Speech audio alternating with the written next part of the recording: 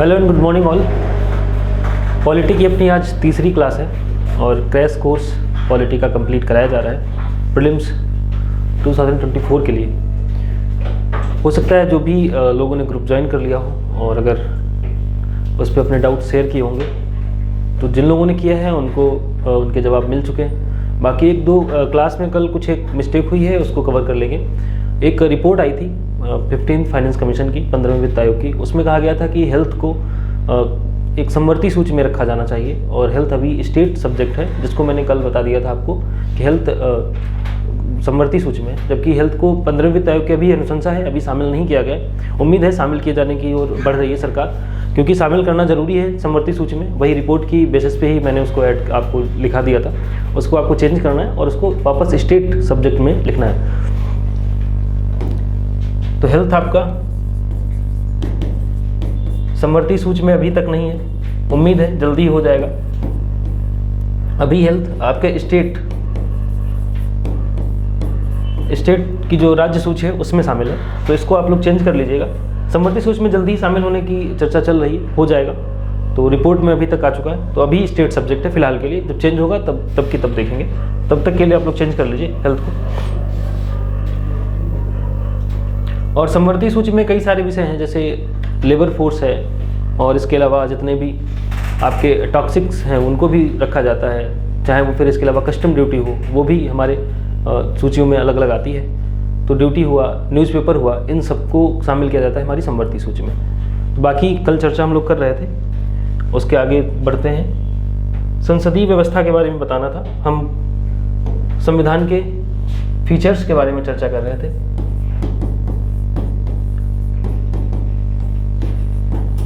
संविधान की विशेषताएं,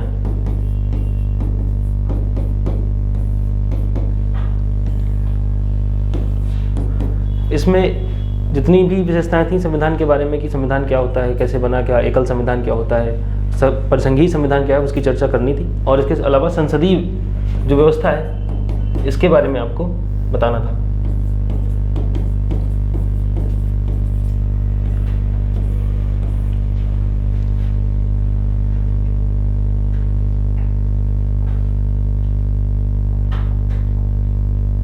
पार्लियामेंट्री सिस्टम को समझ लेते हैं, फिर हम लोग फेडरल सिस्टम पे चलेंगे। तो संसदीय व्यवस्था में बैकग्राउंड चेंज कर लिया जाए क्योंकि क्लियर दिख नहीं रहा है। कैमरे का एल्गोरिथम एकदम चेंज है।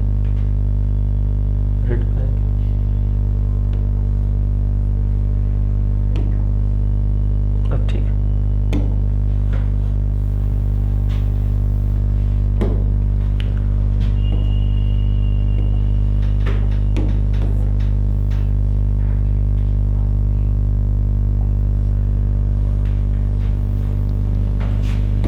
संसदीय व्यवस्था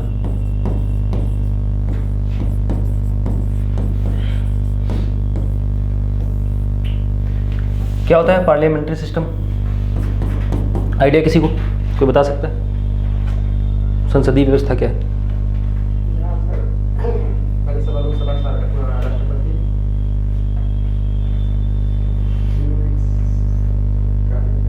रिवाइज किया पिछली क्लास से?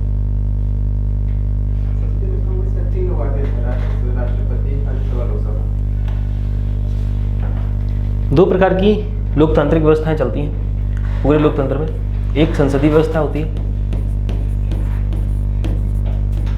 दूसरी होती है अध्यक्षीय।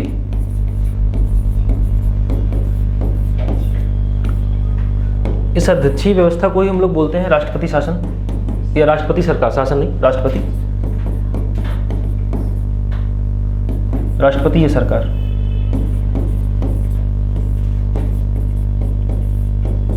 और पार्लियामेंट्री सिस्टम में इसका थोड़ा सा अलग रहता है। यहाँ पे दो तरीके के हमारे अध्यक्ष होते हैं। एक राष्ट्रपति होता है हमारा, एक नॉमिनल, और जो रियल में होता है वो हमारा होता है प्रधानमंत्री। तो शासन के संसदीय व्यवस्था में अध्यक्ष जो देश का है वो हमारा राष्ट्रपति है, और वास्तव में सरकार का देखा जाए मुखिया कौन है? वो हमारे प्रधानमंत्री। देखा जाए एक तरीके से तो यहाँ पे दोहरी व्यवस्था है, एक तो राष्ट्रपति की, दूसरी प्रधानमंत्री की। संसदीय व्यवस्था में दोहरे उत्तरदायित्व की व्यवस्था है, एक तो प्रधानमंत्री राष्ट्रपति हो गया, पर यहाँ पे ऐसा नहीं है। राष्ट्रपति व्यवस्था में एक ही व्यक्ति राष्ट्र का भी प्रधान है, साथ ही साथ वो सरकार का भी प्रधान है, राष्ट्रपति ही दोनों व्यवस्था। जैसे अमेरिका में ये जो अध्यक्षीय शासन है वो अमेरिका में आपको दिखेगा, और ये संसदीय व्यवस्था आपको ब्रिटेन और भारत में, इसके अलावा और कई सारे देश हैं। तो ये कुछ कंडीशन होती हैं। जब राष्ट्रपति शासन होगा तो वो सरकार का भी मुखिया होगा, साथ ही साथ देश का भी मुखिया होगा राष्ट्रपति। लेकिन संसदीय व्यवस्था में अध्यक्ष सरकार का कोई दूसरा होगा, सरकार का रियल अलग होगा। तो ये वास्तविक शक्तियां नहीं होती राष्ट्रपति के पास, पर रियल शक्तियां होंगी, वो होंगी प्रधानमंत्री के पास। ये संसदीय व्यवस्था का प्रारूप होता है।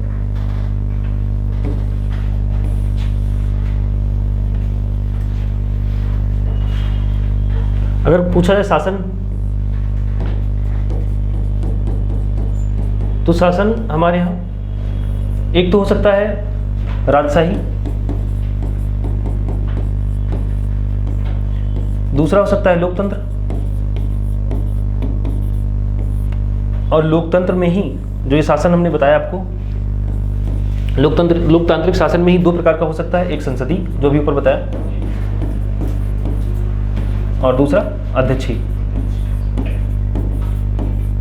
अमेरिका में ही शासन चलता है। अध्यक्षीय व्यवस्था में सरकार का और देश का मुखिया दोनों एक ही होते हैं, यानी रियल और नॉमिनल जो भी मानो सब एक ही है, एक ही व्यक्ति में सारी की सारी शक्तियां हैं। जो संसदीय व्यवस्था है उसमें थोड़ा परिवर्तन है। संसदीय व्यवस्था क्या कहती है कि देश का मुखिया अलग होगा और राष्ट्र का जो सरकार का मुखिया अलग होगा। रियल पावर किसके पास होगी? एक तरीके से देखा जाए, एक आपके लिए सरकार की जो व्यवस्था में सबसे सर्वोच्च स्तर पे होता है वो सरकार के सलाहकार के रूप में बैठता है, जो प्रधानमंत्री होता है, वो राष्ट्रपति होता है, और प्रधानमंत्री रियल में काम करता है। अब सलाह मानना न मानना अलग बात है, पर रखा जाता है एक तरीके से। ये व्यवस्था हमने ली ब्रिटेन से इसलिए ली क्योंकि ब्रिटेन के शासन का हमें अनुभव था, चलाने का अनुभव था, इसलिए ब्रिटेन के ही आगे 30 साल का लगभग अनुभव था। तो ये सोचा गया कि क्यों ना पहले ही जो काम किए जा चुके हैं उन्हीं पे आगे बढ़ा जाए। नई व्यवस्था को लाने में रिस्क थोड़ा सा ज़्यादा था, उसको समझना, लोगों के लिए लागू करना, हमारी जनता उतनी ज़्यादा जागरूक थी नहीं उस समय, पढ़ी लिखी थी नहीं कि उनके लिए नई व्यवस्था लाई जाए और वो आसानी से समझ सकें। इसलिए ये सारी चीज़ सोची गई और जो संसदीय व्यवस्था को इंट्रोड्यूस किया गया हमारे यहाँ पे। साथ ही ये भी देखा गया कि ये संसदीय व्यवस्था जो है वो अध्यक्षीय व्यवस्था से कहीं अधिक उत्तरदायित्व पूर्ण है, क्योंकि संसद यहाँ जो भी बनेगा, प्रधानमंत्री या मंत्रिपरिषद जो भी होगी, काउंसिल ऑफ मिनिस्टर्स, ये दोनों लोकसभा के प्रति उत्तरदायी होंगे। ये उत्तरदायी व्यवस्था है और ये उत्तरदायी व्यवस्था है। जबकि अध्यक्षीय शासन में क्या होता है, राष्ट्रपति का जो वहाँ की संसद है उससे कोई मतलब नहीं, क्योंकि यहाँ सेपरेशन ऑफ पावर चलता है।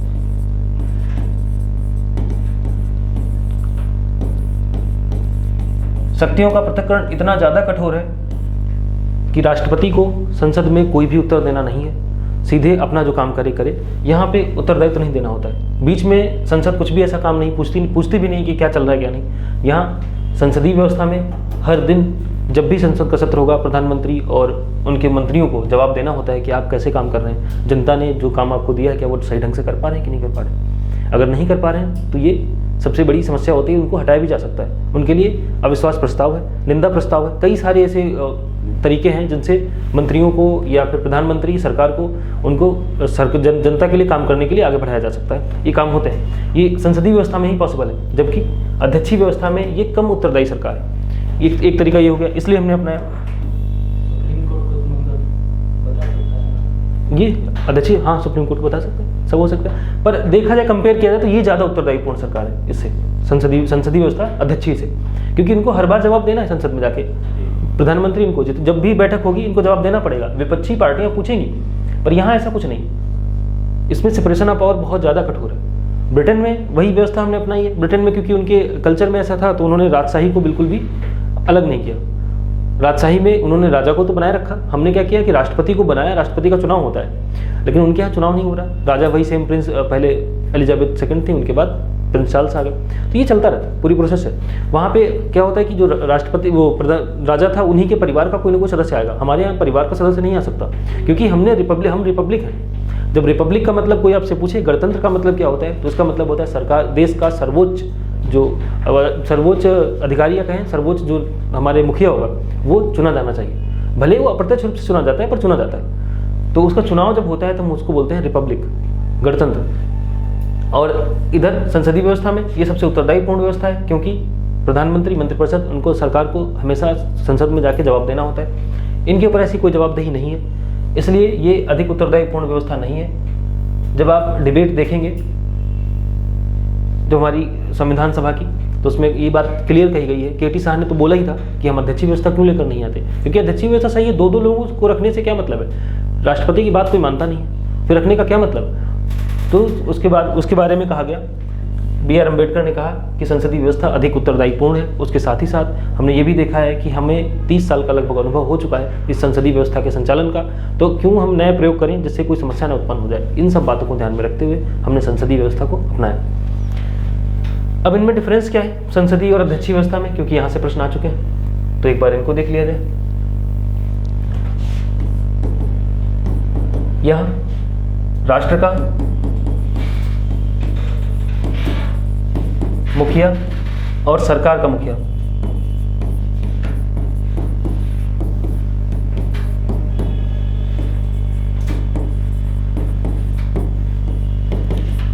अलग अलग है।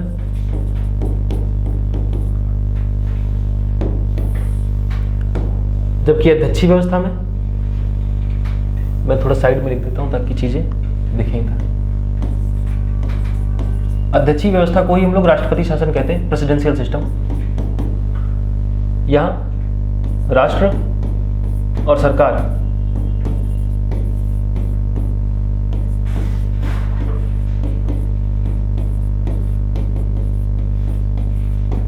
दोनों का मुखिया एक ही।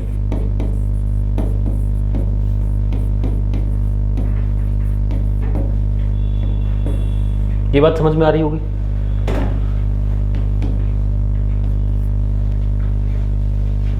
ये पहला पॉइंट आपका।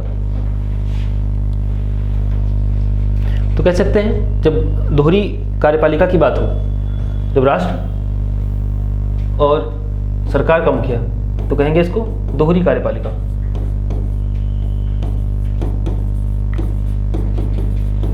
सिंपल शब्दों में कोई पूछे संसदीय व्यवस्था कैसी है, तो ये दोहरी कार्यपालिका है, इधर एकल कार्यपालिका। ठीक। दोहरी कार्यपालिका से मतलब वास्तविक और नाम मात्र।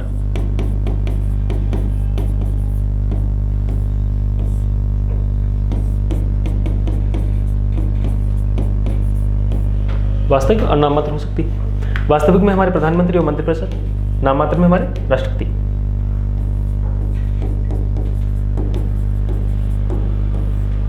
यहां पे एकल में राष्ट्रपति ही जो होता है वही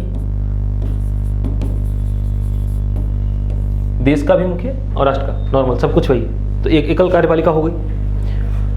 दूसरी प्रधानमंत्री सरकार भी बोलते हैं, संसदीय सरकार को हम प्रधानमंत्री सरकार भी बोलते हैं, क्योंकि प्रधानमंत्री के पास ही स्पेशल पावर है, वही इन सारी पावर का उपयोग करता है, यूज करता है। इसको राष्ट्रपति सरकार बोलेंगे, सेम टू सेम वही है। और डिफरेंस क्या हो सकता है, ये अस्थिर सरकार होती है, अनस्टेबल होगी, यहां इसमें स्थिरता होगी।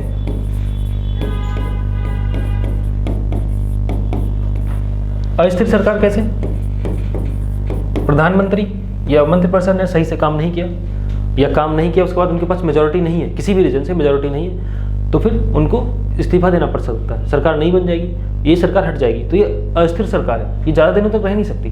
अगर जब तक मेजोरिटी है, जनता का उनके साथ मत है, जनता के पास उनका विश्वास है, तब तक तो चलेगी सरकार। लेकिन जब विश्वास खत्म हो जाएगा, 5 साल से पहले, टर्म है 5 साल का, और 5 साल से पहले भी सरकार गिर सकती है, ये अस्थिर सरकार, वो तो हो जाएगा, माइनॉरिटी सरकार चली जाएगी।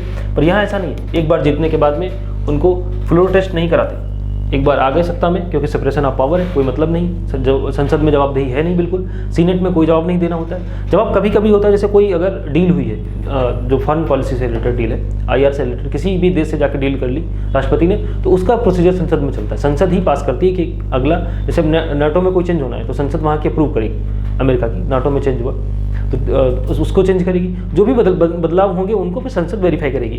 पर जैसे देश के मामलों में देखा जाए फिर संसद वेरीफाई नहीं करती।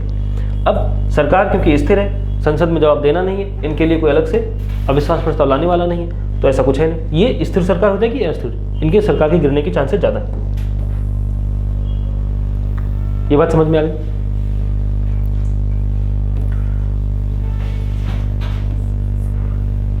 ये अधिक उत्तरदायित्वपूर्ण सरकार है, उत्तरदायित्वपूर्ण सरकार।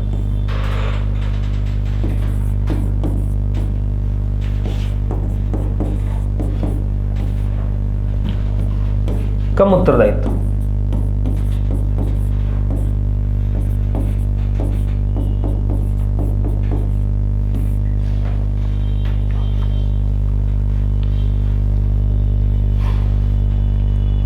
और उत्तरदायित्व में क्या है, यहां पे एक तो जो हमारे मंत्री होते हैं वो राष्ट्रपति के दोहरा उत्तरदायित्व होता है हमारे यहाँ पे। एक तो हो गया राष्ट्रपति के प्रति, दूसरा संसद के प्रति। संसद में सामूहिक रूप से, राष्ट्रपति में हर एक, अगर किसी भी मंत्री को लगता है कि सही से काम नहीं कर रहा है, राष्ट्रपति को लगता है, तो प्रधानमंत्री की सलाह पर उस मंत्री को हटा दिया जाएगा। तो ये हो गया राष्ट्रपति के प्रति उत्तरदायित्व। ये यहाँ पे संसद में ये सामूहिक उत्तरदायित्व होता है। अगर किसी मंत्री ने कोई भी डिसीजन लिया है और उस डिसीजन को भले ही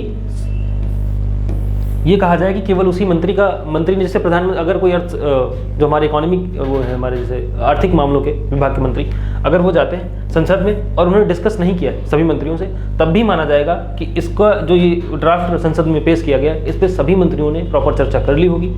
और उसके पश्चात अगर कोई भी गलती होती है तो केवल उस मंत्री की नहीं बल्कि सामूहिक रूप से सभी मंत्रियों का उत्तरदायित्व निश्चित किया जाता है। अगर अविश्वास प्रस्ताव आता है तो सभी मंत्रियों को इस्तीफा देना पड़ेगा, केवल एक को नहीं। यहाँ राष्ट्रपति में, यहाँ जो मंत्री होता है अगर लगता है कि सही ढंग से काम नहीं कर रहा है तो फिर प्रधानमंत्री की सलाह पर राष्ट्रपति केवल उस मंत्री को हटा देगा, पद से हटा देगा। तो मंत्रियों का दोहरा उत्तरदायित्व होता है। तो अधिक उत्तरदायित्व कैसे सरकार है, क्योंकि यहाँ दोहरा उत्तरदायित्व, एक तो हो गया राष्ट्रपति के प्रति, दूसरा हो गया संसद में कैसे सामूहिक उत्तरदायित्व। ठीक, इस बात को लिख लीजिए, एक राष्ट्रपति, संसद में सामूहिक उत्तरदायित्व, यहाँ पे मंत्रियों का राष्ट्रपति के प्रति एक मंत्री का होगा।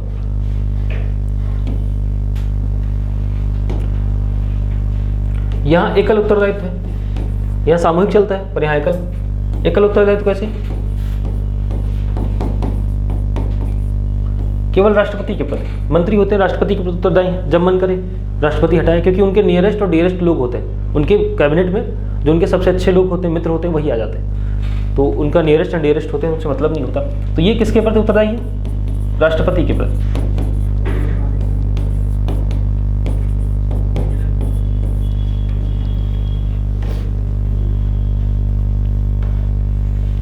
क्या हुआ, कुछ प्रॉब्लम लिख ली? ठीक। अगर आपसे पूछे कि दोनों में से बेटर कौन है, तो दोनों अपनी अपनी जगह बेटर है, पर संसदीय व्यवस्था थोड़ी सी ज़्यादा अच्छी है, ये बोल देते हैं हम लोग। जैसे जो हमारे देश में होता है वो बोल ही देते हैं हम लोग। अच्छा है, ये इसका मान के चलेंगे, ये थोड़ा सा ज़्यादा अच्छा है, क्योंकि यहाँ उत्तरदायित्व है और जनता का सीधा प्रतिनिधित्व हमारी संसद करती है। अगर संसद में ही प्रधानमंत्री और मुख्यमंत्री, जो ये सारे के सारे, चाहे विधानसभा हो या कहीं भी, इनमें अगर इनका उत्तरदायित्व होगा ही नहीं तो फिर हमारी जनता का मतलब क्या, 5 साल बाद चुन के पहुंचे, 5 साल बाद, फिर 5 साल बाद मिलेंगे आके, तब तक क्या कर रहे हैं? तब तक तो जनता की आवाज़ पहुंचनी चाहिए। अमेरिका के जो नागरिक हैं वो थोड़े से ज़्यादा सतर्क हैं और वो समझते हैं, उनके जो उनको टूल्स दिए गए हैं सरकार तक एक्सेस करने के, सरकार के बारे में जवाबदेही तय करने के, वो बहुत अच्छे से यूज करते हैं। चाहे उनके यहाँ सूचना के अधिकार हो या फिर RTI, कुछ भी, मतलब जितने भी हैं, लोकपाल हो, वहाँ भी विसल ब्लोअर चलता है, विसल ब्लोअर के तरीके हैं, वो भी बहुत अच्छे से यूज कर रहे हैं। पर हमारे देश में ऐसा है ही नहीं। हमारे देश में लोग अभी भी कम पढ़े लिखे हैं, अभी भी उनको जागरूकता कम है। जब जागरूकता नहीं, RTI कितने लोगों ने फाइल की होगी पता नहीं, अभी तक की है कि नहीं किसी ने। तो अब ये कन्फर्मेशन, लोगों को उन चीज़ों के बारे में पता ही नहीं, तो इस सबसे अच्छा तरीका क्या है कि हम संसद में ही उनका उत्तरदायित्व निश्चित कर दें। इसलिए संसदीय व्यवस्था ज़्यादा बढ़िया है प्रेसिडेंशियल की तुलना में भारत के लिए। यहाँ क्योंकि उत्तरदायित्व कम है, साथ ही साथ अस्थायी सरकार जरूर है, लेकिन यहाँ जनता के लिए सबसे बेटर ये है कि उसके अधिकार संरक्षित रहते हैं। ये हमारी हो गई अध्यक्षीय व्यवस्था और संसदीय व्यवस्था। अब आगे ये अपना चैप्टर जो था विशेषताओं का वो खत्म होता है। और एक और अगर मेंस का टॉपिक होता तो हम यहाँ आपको एक चीज़ और बताते कि हम ब्रिटेन से तुलना करते कि ब्रिटेन से हमने ली है संसदीय व्यवस्था, तो ब्रिटेन और इंडिया में क्या डिफरेंस आया है इसकी चर्चा करते। पर वो तो हो गई है चर्चा, उसको लिखा भी दिया गया था जब आपकी फाउंडेशन बैच चल रही थी। अब थोड़ा सा आगे देख लेते हैं फेडरल सिस्टम पर।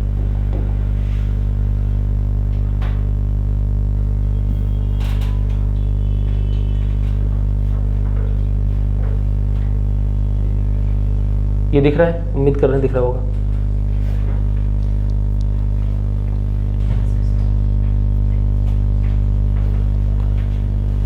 फेडरल सिस्टम पे बात करनी है नेक्स्ट टॉपिक अपना। उसके बाद ये टॉपिक है मेन और बहुत ज़्यादा 15 मिनट इसमें लगने वाले हैं। इसके बाद हम लोग नेक्स्ट टॉपिक पे फिर से स्टार्ट कर देंगे संविधान। संघीय व्यवस्था गायब हो जा रहा है क्या? कलर की बड़ी समस्या है।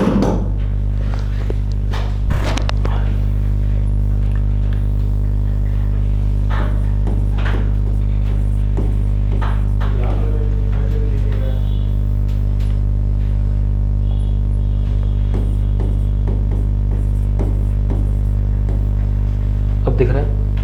दिख तो रहा है, चलो। संघीय व्यवस्था क्या होती है? संघीय व्यवस्था फेडरल सिस्टम नया टॉपिक है, नए पेज से लिखिएगा।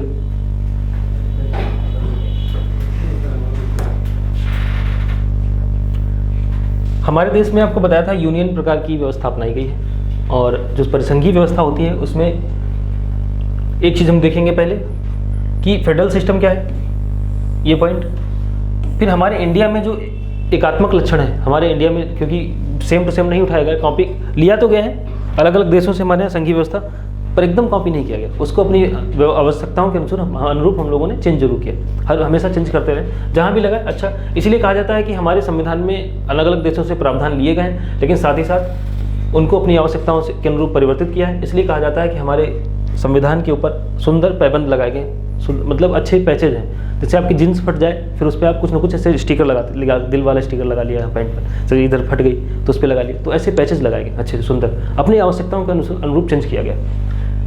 पर संघीय व्यवस्था, उसके बाद हम थोड़ा सा ओवरव्यू चेक करेंगे इसका कि हमारे असेंबली में यूनियन प्रकार की व्यवस्था क्यों, इसकी बात क्यों कही गई थी हमारी जो संविधान सभा थी उसमें। फिर उसके बाद आर्टिकल 1 सुप्रीम कोर्ट का डिसीजन वो क्या कहता है इस यूनियन प्रकार की व्यवस्था के बारे में, इन पर चर्चा करनी।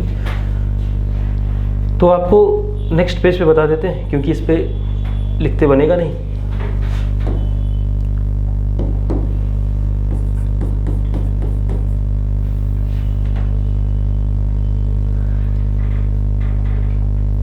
ठीक है, परिसंघीय व्यवस्था या संघीय व्यवस्था।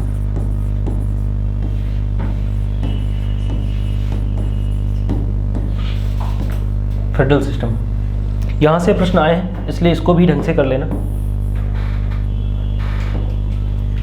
व्यवस्थाएं आपको बताई थी 3 प्रकार की होती हैं फेडरल सिस्टम में। एक कन्फेडरेशन होता है,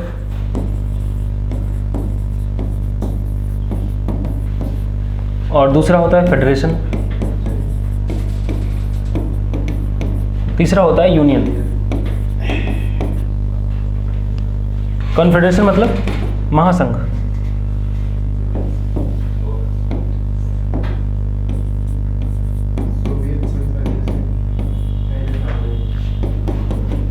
इसको संघ बोलते हैं और इसको हम यूनियन ही बोलेंगे क्योंकि इसको भी अगर देखेंगे हिंदी में, इसको अगर परिसंघ बोले इसको हम यूनियन।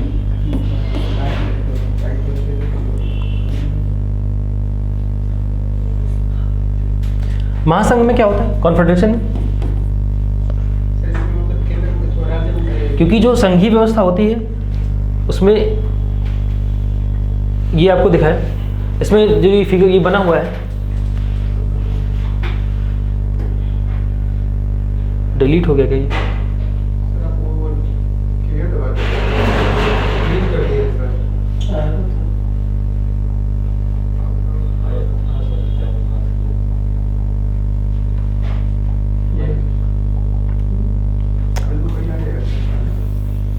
जाने दीजिए।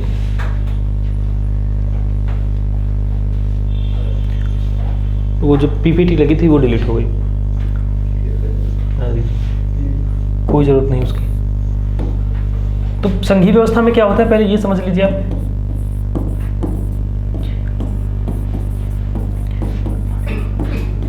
चीजें बदली हैं, लोगों को लगता है कि पीपीटी से पढ़ाना उनको सामने दिखता है ना, तो वो ज़्यादा अट्रैक्ट होता है। मेरी आदत है नहीं पीपीटी से पढ़ाने की, कभी भी मैं डायरेक्ट ही कर लेता हूँ, क्या उसमें पीपीटी में लिखना, चीज़ें ज़्यादा आसान होती हैं। संघीय व्यवस्था में क्या होता है कि जो केंद्र और राज्यों के बीच शक्तियों का बंटवारा होता है, जो हमारे केंद्र और राज्य हैं इनके बीच में, जो आपकी पीपीटी भी कुछ देर तक दिख रही थी उसमें दिखा हुआ था केंद्र और राज्य दोनों हाथ मिला रहे हैं आपस में, तो मतलब है उनके बीच कुछ न कुछ डील हुई है किस व्यवस्था को लेकर कि हम साथ में मिलकर रहेंगे, एक संघ बनाएंगे केंद्र और राज्य। जो केंद्र होगा वो सभी राज्यों के ऊपर एक तरीके से प्रभुत्व रखेगा, वो किस हिसाब से होगा, ये कई व्यवस्थाएं कैसा प्रभुत्व रहेगा उस पर दिखेगा, कैसा कि केंद्र कमजोर होगा कि राज्य मजबूत होंगे, इन चीज़ों को लेकर एक संघ बनता है। सभी जो स्टेट होंगे केंद्र और राज्य मिलकर आपस में एक डील करेंगे और उस डील के माध्यम से कोई ना कोई एक संघ बनेगा। अब संघ का प्रकार तीनों में से कोई भी हो सकता है, वो महासंघ हो सकता है, वो परिसंघ हो सकता है, या यूनियन प्रकार की व्यवस्था हो सकती है। जब भी स्टेट मिलेंगे कोई ना कोई डील करेंगे कि हम एक मिलकर एक देश बनाते हैं, सभी लोग मिलकर, ये डील होती है। जैसे हमारे यहाँ जब देश आज़ाद हुआ था उस समय 565 के करीब रियासतें थी, उन रियासतों को मिलाना और उसके बाद फिर मिला के पूरा इंडिया, जो आज का इंडिया दिखता है, कई सारी रियासतों को आपस में मिलाया गया और जो आज का इंडिया दिखा वो बन के आया। तो इन सबसे डील करना वो काम कर रहे थे सरदार वल्लभ भाई पटेल, सबसे डील करना कि आप इंडिया में शामिल हो जाइए, आपको जो भी बेनिफिट मिलेंगे उनकी सबकी चर्चा करना, सबको लेके आना, तो एक तरीके से डील हो रही थी। तो ऐसे ही अमेरिका में भी डील हुई, अमेरिका में सभी स्टेट आए, अभी 50 स्टेट हैं और इन 50 स्टेट ने मिलकर अमेरिका को अपनी पावर डाइल्यूट की और केंद्र ने भी कहा कि हम बराबर 50-50 का रेशियो रखेंगे, जितना पावर उसके पास रहेगी। बस क्यों? क्योंकि केवल जो सुरक्षा का मामला है वो सरकार के पास रहेगा, केंद्र सरकार के पास। अगर युद्ध वगैरह हो जाता है फिर वो अमेरिकन सरकार लड़ेगी और बाकी जितने भी स्टेट हैं वो अपना अपना काम देखते रहेंगे, उसमें कोई इंटरफेयर नहीं होगा। तो संघीय व्यवस्था वास्तव में है क्या? केंद्र और राज्यों के बीच एक संबंध है, उन संबंधों को ही हम 3 आधारों पर डिफाइन करते हैं, महासंघ, परिसंघ और यूनियन प्रकार की व्यवस्था के आधार पर। तो अब अगर कोई भी देश और राज्यों ने, केंद्र ने मिलकर महासंघ बनाया तो उसमें क्या व्यवस्था होगी? केंद्र जो होगा वो कमजोर होगा और राज्यों के पास ज्यादा पावर।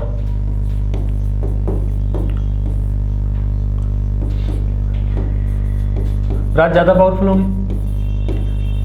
जब राज्यों को ज्यादा पावर मिलेगी तो बहुत दिनों तक चलने वाला है नहीं ये व्यवस्था, क्योंकि लोगों को लगा था कि हम जितना अपनी पावर डाइल्यूट करेंगे, राज्यों को जितनी पावर ज़्यादा दे देंगे तो उतना ही राज्य हम पर भरोसा दिखाएंगे कि हमने ज़्यादा पावर दी, पर ऐसा होता नहीं है। आप पश्चिम बंगाल के मामले में देखते होंगे या अदर जितने भी हैं, पश्चिम बंगाल तो अभी तो थोड़ा सा कम करने लगा चीज़ों को, नहीं तो जितनी भी जहाँ सरकारें अगर केंद्र से मैच नहीं करती वो हमेशा विरोध करते हैं अपनी चीज़ों। महाराष्ट्र का सबसे एक चीज़ देखने को मिली थी, शुरुआत में जब आंदोलन चला तो पहले चला आमे मराठी करके खूब बोलते थे कि हम मराठी लोग हैं और महाराष्ट्र उनका देश है, ये बात होती रही। अब कम से कम बोलना शुरू किया कि महाराष्ट्र और उसके साथ साथ भारत दोनों को साथ में कंबाइन करते हैं। अगर इनको थोड़ी सी भी आज़ादी ज़्यादा मिल जाए तो ये अलग हो जाएंगे। जैसे जब लिट्टे आया तो लिट्टे ने कहा तमिलनाडु का कुछ पोर्शन दो, हम अलग बनाएंगे। ऐसे ही पंजाब में भी मांग चल रही है खालिस्तानी की, पंजाब का एक पोर्शन दो, अलग हो जाएंगे। अगर इनको ज़्यादा पावर दे दी जाए, इनके सुरक्षा का मामला अपने पास न रखा जाए तो ये केंद्र से अलग हो जाएंगे और ये सेपरेशन करेंगे। यहाँ पे जो व्यवस्थाएं सही से संचालित भी नहीं होंगी, जो लोगों का कल्याण है वो भी नहीं कर पाते राज्यों का काम ही नहीं कर ही नहीं पाते। उनको इतने ज़्यादा रिसोर्सेज देने के बाद भी बिहार जैसे राज्यों की कंडीशन आज भी आप देखेंगे, यूपी बहुत अच्छा नहीं है, बिहार पर उसकी तुलना में थोड़ा सा आगे। बिहार जैसे राज्यों की कंडीशन देखेंगे तो आज भी लोगों को कोई मतलब नहीं है कि क्या विकास हो रहा है, क्या है, कुछ कोई मतलब नहीं। ना तो वहाँ के मुख्यमंत्रियों को मतलब है, किसी को कोई मतलब नहीं कि क्या विकास होगा या नहीं होगा। बस केंद्र से पैसा आ रहा है, उसको पैसे को खाकर बैठे रहो, बस गरीब घोषित करो तुमको, क्यों गरीब घोषित करेंगे पैसा ज़्यादा आएगा, इसकी होड़ लगी रहती कि हमको गरीब घोषित करो।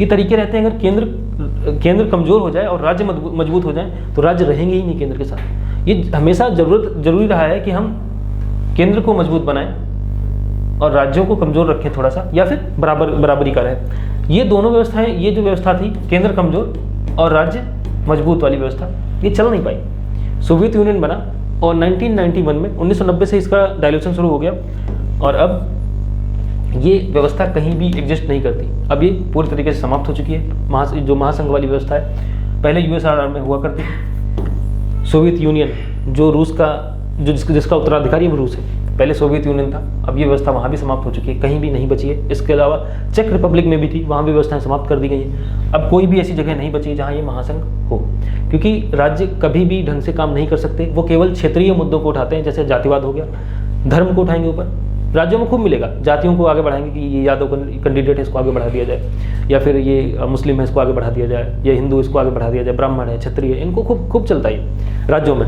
राज्य सरकारें हमेशा स्थानीय मुद्दों को उठाएंगी, राष्ट्रीय मुद्दों का उसमें हमेशा उनका राष्ट्रीय मुद्दे होते हैं उनकी उपेक्षा होती रहती है, क्षेत्रीय मुद्दे आगे बढ़ेंगे और बाकी सब नीचे रह जाएंगे। इसलिए जरूरत क्या है कि महासंघ अच्छी व्यवस्था नहीं रही, इसलिए इसको हटा दिया गया, ये किसी भी देश में नहीं। परिसंघ में क्या होता है, केंद्र और राज्य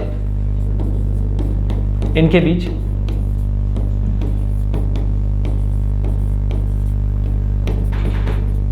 शक्तियों का संतुलन होता है।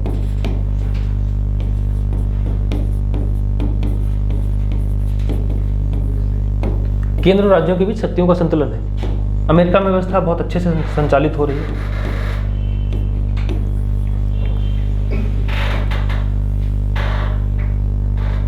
क्योंकि हर एक मुद्दे पर इन लोगों ने अपना अपना डिवीजन कर लिया कि नागरिकता भी दो तरीके से होगी, एक केंद्र की होगी, एक राज्य की होगी। हमारे यहाँ थोड़ा सिस्टम बिल्कुल अलग था, ना तो महासंघ की तरफ जा सकते थे ना तो परिसंघ की तरफ, क्योंकि बराबर की पावर दे देते तो फिर स्टेट ही नहीं मानते। वो तो बीच में जो थे हैदराबाद वगैरह, वो तब भी पाकिस्तान में जाने के लिए रेडी थे कि हम पाकिस्तान चले जाएंगे, बीच से उठ के जाने के लिए रेडी। तो उनकी कई सारी कंडीशन थी, लोग आ ही नहीं सकते थे, इसलिए हमको यूनियन प्रकार की व्यवस्था अपनानी पड़ी। और यूनियन प्रकार की व्यवस्था में क्यों, क्योंकि विविधता इतनी ज़्यादा थी। अगर हम यूनियन प्रकार की व्यवस्था में केंद्र को मजबूत नहीं बनाते तो फिर जो आज एकता है वो स्थापित नहीं हो सकती थी। विखंडनकारी शक्तियाँ खूब ज़्यादा, नॉर्थ ईस्ट में चले जाइए, नागालैंड बनाने की मांग चल रही है कि नागालैंड को अलग करो और थोड़ा सा म्यांमार का हिस्सा ले लेंगे, अपना देश अलग बनाएंगे। अब देश क्या बनेंगे, अब देख तो रहे छोटे छोटे देश जो बन भी गए, क्या उनमें शांति स्थापित है? पॉसिबल ही नहीं। अब साउथ उसमें दक्षिण अफ्रीका का कल का आर्टिकल में देख रहा था, दक्षिण अफ्रीका का शेयर भी किया था ग्रुप पे मैंने, उसमें दिखा रहे हैं कि इतना ज़्यादा तरीके से करप्शन और ये सब हुआ है कि आज ना तो कोई योजना ढंग से लागू हो पाई, जल संरक्षण भी नहीं हुआ। तो उसमें दिखा रहे हैं कि जल संरक्षण इतना समस्या आ गई है कि अब नहाने पर रोक लगा दी गई कि कोई भी जनरली ऐसे नॉर्मली नहीं नहा सकता, सबको फिक्स रहेगा, पानी इतना मिलेगा, जाओ खाओ, जैसे पेट्रोल पंप होता है वैसे ही पानी मिलेगा। वो सिचुएशन हर जगह स्थापित किए जाएंगे, जाओ 5-5 लीटर पानी लेकर आओ, वो सिस्टम है। इतना ज़्यादा समस्याएं बढ़ रही हैं क्योंकि स्टेट बन जाने से काम नहीं होता। आए दिन तख्ता पलट हो रहे हैं, आए दिन वहाँ चुनाव हो ही नहीं पाते, सरकार स्थापित नहीं हो पाई तो दंगे हो रहे हैं। तो सरकारें स्थापित नहीं हो रहे, दंगे हो रहे हैं, तो फिर ये सही व्यवस्था नहीं है। छोटे स्टेट बन जाने से, छोटे राज्य बन जाने, कोई ये दावा नहीं कर सकता कि उनका विकास ही हो जाएगा। अब श्रीलंका का मामला, श्रीलंका में आर्थिक मंदी आई, अभी तक उबर नहीं पाया आर्थिक मंदी से। उधर आप देखते होंगे मालदीव की कंडीशन बहुत अच्छी नहीं है, बहुत ही बेकार है। ऋण में इतना ज़्यादा दबा हुआ है कि अगर उसको ऋण वापस देना पड़ जाए भारत को या अन्य देशों को, भारत का भी बहुत अच्छा खासा ऋण है मालदीव पर, और अगर उसको वापस करना पड़ जाए तो उसकी व्यवस्था पूरी तरीके से बर्बाद हो जाएगी, देश टिक ही नहीं पाएगा। छोटे छोटे देश बने तो हैं पर वो सही से संचालित नहीं हो पा रहे क्योंकि उनके बनने का तरीका ही अलग था। वो धर्म और इन सब के नाम पे बन गए, धर्म जातियों के नाम पर, धर्म और जाति के नाम पर बने हुए देश ज़्यादा दिन तक चलने वाले नहीं है। इसलिए हमारे यहाँ विविधता ज़्यादा थी, तो ये सोचा गया क्यों ना केंद्र को हम मजबूत बनाएं और राज्यों को कमज़ोर कर दिया जाए। ये व्यवस्था थी हमारी यूनियन प्रकार की व्यवस्था, और हमने इस व्यवस्था को अपनाया ताकि हमारे देश की एकता और अखंडता बनी रहे। इन सब चीज़ों को ध्यान में रखते हुए संविधान सभा में बहस हो भी रही थी, तो कहा गया, बी आर अम्बेडकर ने कहा कि नो डाउट फेडरेशन बहुत अच्छा है, हम बराबर शक्तियाँ दे सकते हैं, लेकिन फेडरेशन में क्या हुआ है कि राज्यों और संघ के बीच समझौता हुआ है, केंद्र और राज्यों के बीच एक समझौते के माध्यम से लोग सामने आए। लेकिन हमारे यहाँ ऐसा नहीं था। हमारे यहाँ जो हमारे केंद्र में निष्ठा प्रदर्शित करते हैं, जो हमारे देश के लिए निष्ठा प्रदर्शित करते हैं, उनका यूनियन है। यहाँ कोई भी राज्य अलग नहीं हो सकता, किसी भी सिचुएशन में अलग नहीं हो सकता हमारे देश से, अगर चाहे तो अलग नहीं हो सकता, उसके लिए कोई पॉसिबिलिटी नहीं। अमेरिका में भी अलग नहीं हो सकता, लेकिन यहाँ पे क्या है, ये एक समझौता था। समझौता करने में और अपनी निष्ठा प्रकट करने में अंतर है। किसी को आप बहुत ज़्यादा पसंद करते हैं, विश्वास पात्र हैं उस व्यक्ति विशेष के, तो आपको कोई उससे लाभ नहीं चाहिए तब भी उसके साथ बैठेंगे। पर अगर आपका कॉन्ट्रैक्ट है, समझौता है, तो आपका फिर उस हिसाब से नहीं, आप फिर अपना बिजनेस टाइप देखेंगे कि हाँ समझौता है अपना, जो मेरा जहाँ भला होगा मैं काम देखूंगा। पर यूनियन प्रकार की व्यवस्था में ऐसा नहीं था। बी आर अम्बेडकर ने कहा कि यूनियन प्रकार की व्यवस्था में जो हमारे भारत के साथ निष्ठा प्रकट करने वाले जितने भी राज्य थे उनसे मिलकर हमारा यूनियन बना है, जबकि अमेरिका में एक समझौते के माध्यम से केंद्र बनाया गया। समझौते के माध्यम से बना केंद्र यूनियन प्रकार की व्यवस्था से थोड़ा सा नीचे रहेगा, क्योंकि जब व्यक्ति निष्ठा प्रकट करता है, अपना विश्वास दिखाता है, वो ज़्यादा अच्छी व्यवस्था होती है। ये संविधान सभा की बहस के बाद यूनियन प्रकार की हम लोगों ने व्यवस्था अपनाई है। यहाँ तक किसी को कुछ लग रहा हो, पूछना हो तो बता सकते हैं, आगे बढ़ा दे। कैसे पता चलता है कि हमारे यहाँ यूनियन प्रकार की व्यवस्था है, क्या क्या प्रावधान है। क्वेश्चन ये आ सकता है कि कहाँ कहाँ से हमें पता चलता है कि यूनियन प्रकार की हमारी व्यवस्था है। एक तो पहला आर्टिकल ही हमारा अनुच्छेद 1,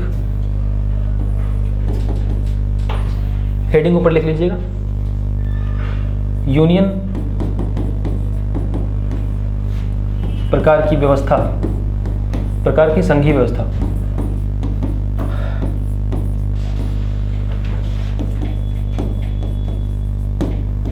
यूनियन प्रकार की संघीय व्यवस्था का उल्लेख। अब उल्लेख कहां कहां मिलता है? पहला आर्टिकल 1 में। आर्टिकल 1 क्या कहता है? बोलिए हिंदी में।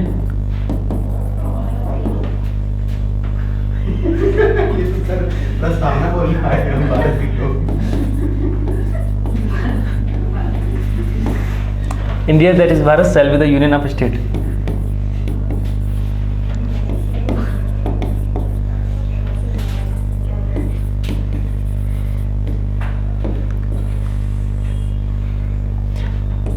इंडिया जो कि भारत है,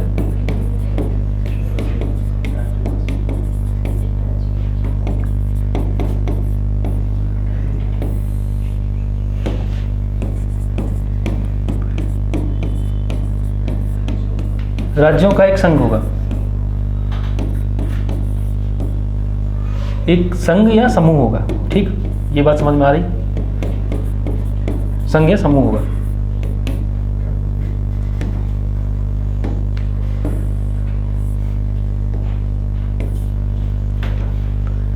हिंदी को अंतर कर दिए हम भारत के लोग।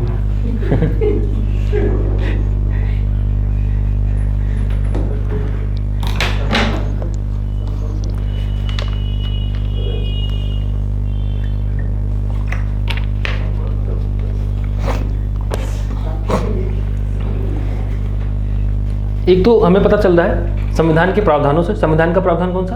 अनुच्छेद 1। अगर पूछा जाए आपके एग्जाम में लिख के आ सकता है कि कहाँ कहाँ संघीय व्यवस्था का उपयोग किया गया, तो एक तो हो गया संविधान के प्रावधानों में।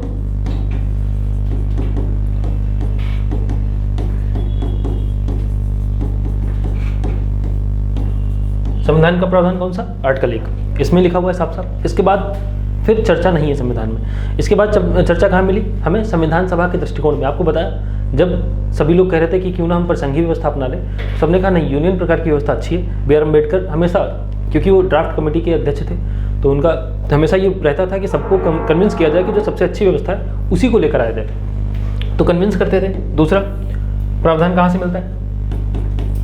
संविधान सभा का दृष्टिकोण।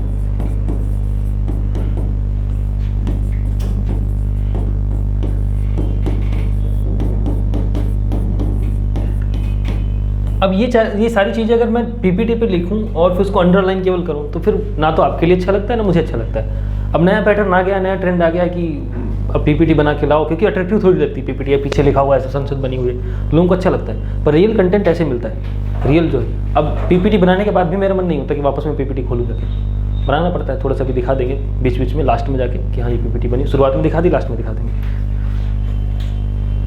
संविधान सभा का दृष्टिकोण बता ही दिया, क्यों चाह रहे थे हम लोग, क्योंकि उनका बी आर अम्बेडकर का कहना था कि संघीय, नो डाउट संघीय व्यवस्था, अमेरिका की संघीय व्यवस्था बहुत अच्छी है, पर वहाँ राज्यों और केंद्र के बीच एक एग्रीमेंट हुआ है, एक कॉन्ट्रैक्ट हुआ है, तो उनके बीच कॉन्ट्रैक्ट होता है वो अलग व्यवस्था है। पर हमारे यहाँ जो हमारे संघ के प्रति निष्ठा प्रकट करते हैं, जो विश्वास प्रकट करते हैं, उनसे मिलकर हमारा देश बना हुआ है, इसलिए यूनियन प्रकार की व्यवस्था ज़्यादा बेटर है। ठीक, ये समझ गए बात?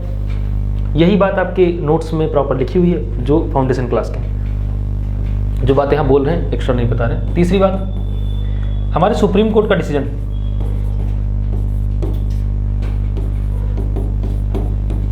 सुप्रीम कोर्ट के निर्णय, सुप्रीम कोर्ट के निर्णयों में भी ये बात सामने आई है कि हम यूनियन प्रकार की व्यवस्था रखते हैं।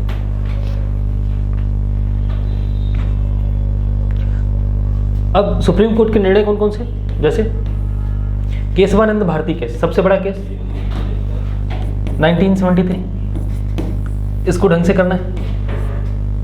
इस साल अच्छा खासा अपना ये गोल्डन की तरफ बढ़ गया है, गोल्डन जुबली की तरफ।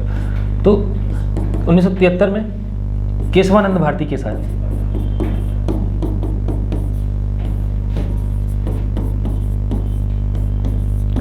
और केशवानंद भारती केस में क्या कहा गया कि जो सुप्रीम कोर्ट ने कहा कि जो यूनियन प्रकार की हमारी व्यवस्था है वो संविधान का आधारभूत ढांचा है। इससे पता चलता है कि हमारा संविधान यूनियन प्रकार का है। तो केशवानंद भारती केस में क्या कहा सुप्रीम कोर्ट ने, संघीय व्यवस्था, ये यूनियन प्रकार की व्यवस्था।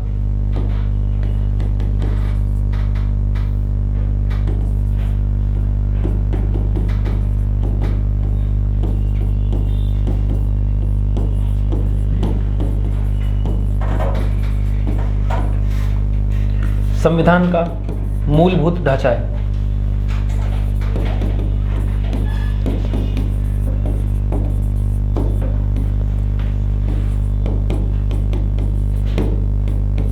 ये बात सुप्रीम कोर्ट ने कही। इतनी बातें इन जगहों से हमें पता चलता है। उसके अलावा कई बाहरी लोग थे विदेशी से, कैसे वेयर कर रहे थे अर्धसंघ है। अर्धसंघ क्यों बोला, क्योंकि संघ ना तो पूरी तरीके से संघ है ना तो महासंघ है, बीच की व्यवस्था है, तो उसको अर्धसंघ बोल दिया। सबने अलग अलग तरीके से बोला। जेनिंग्स बोलते थे सशक्त केंद्रीकरण वाला संघ है, सशक्त केंद्रीकरण यानी केंद्र के पास ज़्यादा पावर है। तो आइवर जेनिंग्स भी सेम बात बोलते थे। तो अलग अलग लोगों ने अलग अलग बातें बोली है। इनको लिखने की जरूरत उम्मीद है नहीं पड़ेगी, क्योंकि ये पीसीएस में क्वेश्चन आए, यूपीएससी में नहीं आए। चाहें तो लिख लीजिए, अगर मन कर रहा हो सकता है पूछ दे, कह नहीं सकते, लिख ही लीजिए। केसीवीएफ, केसीवीएफ को बोलते हैं हमारे जो संघीय व्यवस्था उसको अर्धसंघ कहते हैं। कहते हैं संघ तो है नहीं, संघ में तो बराबर शक्तियां बढ़ती हैं, पर आपने केंद्र को मजबूत बना दिया, इसलिए ये अर्धसंघ है। आइवर जेनिंग्स,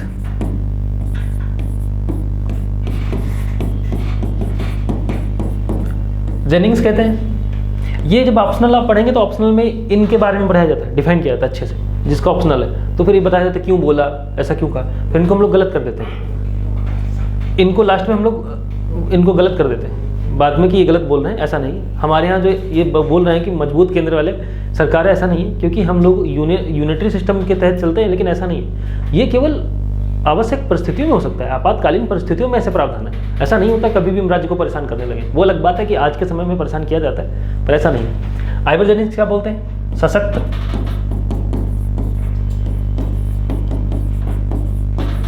केंद्रीकरण वाला संघ।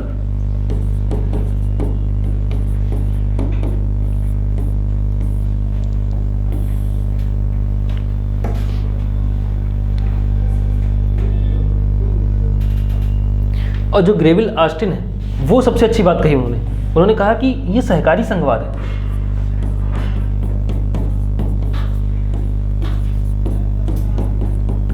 ऑस्टिन, ग्रेविल ऑस्टिन बोलते हैं कि ये सहकारी संघवाद है। सहकारी संघवाद समझते हैं कोई बता सकता है?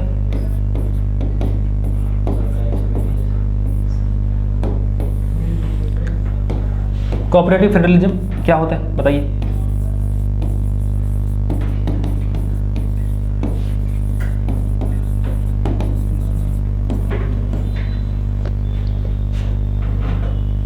संघ पता है सबको क्या होता है? संघ अभी बताएं क्या होता है? नहीं, वो तो सहकारी है, समझ गए। तो संघ क्या है? फेडरलिज्म क्या है? जस्ट शुरुआत होते ही बताया।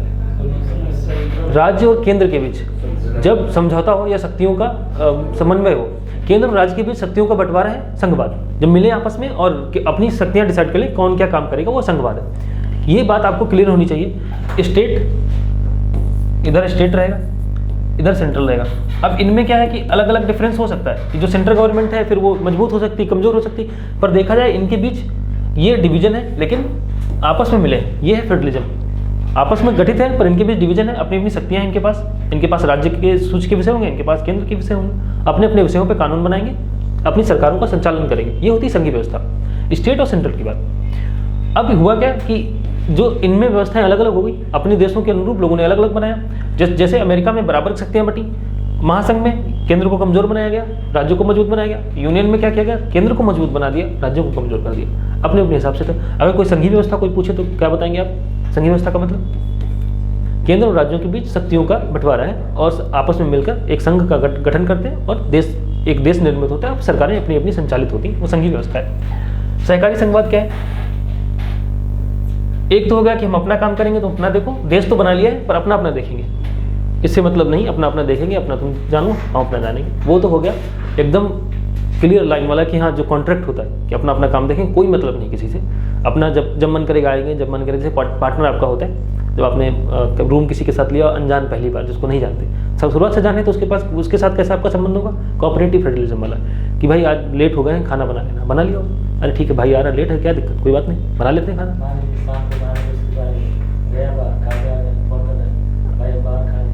हाँ, तो ये कोऑपरेटिव फेडरलिज्म नहीं है। बाहर गया था, वो खा के आया तो बोला भाई वो अकेले बैठा होगा, लो पैक करा लेते हैं उसके लिए। ये कोऑपरेटिव फेडरलिज्म है कि वो क्यों भूखा रहेगा भाई, क्यों बनाएगा खाना। ये कोऑपरेटिव आपस में बैठ के बात कर रहे हैं। और जो अगर वो फोन करके बताया कि भाई नहीं आ रहा है, अपना देख लेना तो, और हम निकल रहे हैं, तो फिर वो वाली बात जब आ जाए अपना देख लेना, वो होता है केवल फेडरलिज्म, संघ, बस काम चल रहा है, जैसे तैसे समझौता हुआ है। लेकिन समझौते के अलावा विश्वास क्या होता है? हमारे यहाँ क्यों अच्छा है? क्योंकि हमने विश्वास प्रकट किया है, क्योंकि पहले से जानना है एक दूसरे को, विश्वास प्रकट किया तो मतलब अब बैठेंगे, बात करेंगे, अगर कोई समस्या आती है तो मिलकर उसको सुलझाएंगे और सब लोग मिलकर देश की समस्याओं से मिलकर लड़ेंगे। ये होता है कोऑपरेटिव फेडरलिज्म, मिलकर काम करेंगे, एक दूसरे के साथ मिलकर काम करेंगे। तो कोऑपरेटिव फेडरलिज्म, सहकारी संघवाद। ऑस्टिन ने कहा कि इंडिया का संघवाद सहकारी संघवाद है, ये सबसे अच्छी बात उन्होंने बोली। सहकारी संघवाद कैसे? अभी तो हम लोग नीति आयोग बना लिया हम लोगों ने, नीति आयोग। तो नीति आयोग क्या काम करता है? राज्यों और केंद्र और राज्यों के बीच में जितनी भी योजनाएं होती हैं उनको ढंग से लागू करता है। साथ ही साथ एक इंडेक्स जारी करता है राज्यों के लिए। कंपटीशन आयोजित होता है कि किसने सबसे बेहतर काम किया, बेटर किसने काम किया। जो बेटर काम करता है आपस में उनकी प्रतिस्पर्धा कराता है कि देखो सबसे बेटर कौन है। जबकि केंद्र सरकार की एजेंसी है, केंद्र की एजेंसी होने के बाद भी राज्यों को साथ लेकर चल रही है। इसका मतलब है कि ये सहकारी संघवाद है, सबको मिलकर चलना है, ये सहकारी संघवाद है। तो कई सारी संस्थाएं हमने बनाई है, नीति आयोग है जैसे, और एक इससे पहले एक शासीय परिषद चलती थी, वो भी यही काम करती थी। अभी उसको तो पता ही नहीं है कब तक बैठक होगी। नीति आयोग की भी ढंग से बैठक हो नहीं पाती। जीएसटी है, जीएसटी ने भी अच्छा काम किया कि पूरे देश को एक में बांध दिया सबके साथ कि अब साथ में मिलकर काम करेंगे। तो वो भी जीएसटी भी इस तरीके से देखा जाए तो सहकारी संघवाद का ही एक तरीके से पार्ट है। यहाँ तक कुछ पूछना हो तो बताइए। कुछ नहीं पूछना? ठीक है, बढ़े आगे।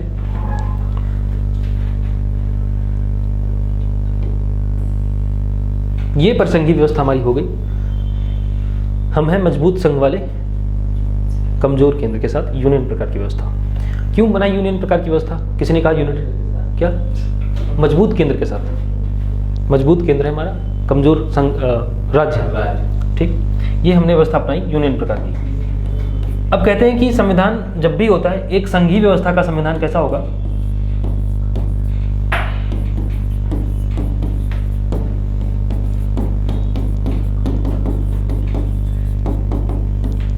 उसके लक्षण क्या होते हैं संघीय व्यवस्था के संविधान के? एक तो होगा पहला लक्षण दोहरा संविधान होगा। ये ओवरऑल बात कर रहे हैं, सबकी बात, अभी इंडिया की बात नहीं हो रही। एक संघीय व्यवस्था का संविधान कैसा होगा, या संघीय व्यवस्था की लक्षण क्या होंगे? संविधान मतलब संघीय व्यवस्था के लक्षण क्या लक्षण होंगे? पहला, दोहरा संविधान होता है।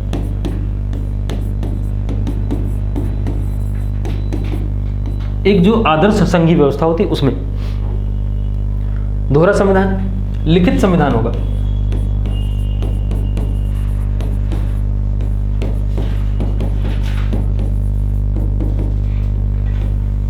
तीसरा, नागरिकता भी दोहरी होगी, राज्यों के भी नागरिक होंगे और केंद्र के भी नागरिक होंगे।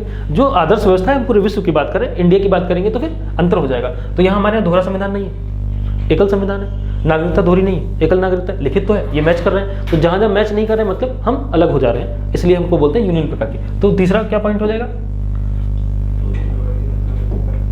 दोहरी नागरिकता।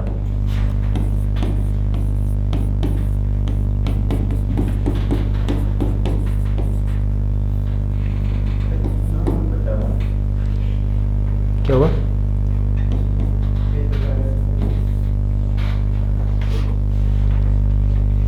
दोहरी नागरिकता हो गई। इसके अलावा और कोई पॉइंट? लिखित संविधान, दोहरी नागरिकता। शक्तियों का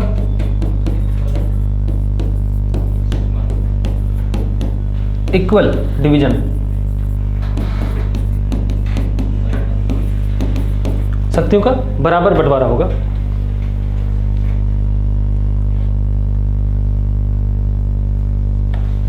ये हो गया, बराबर बंटवारा होगा संघीय व्यवस्था में। और जो बची हुई शक्तियां होती हैं, जैसे हमारे यहाँ जो बची हुई, जिनको अवशिष्ट शक्तियां बोलते हैं, बची हुई शक्तियां कहाँ जाती हैं? केंद्र के पास।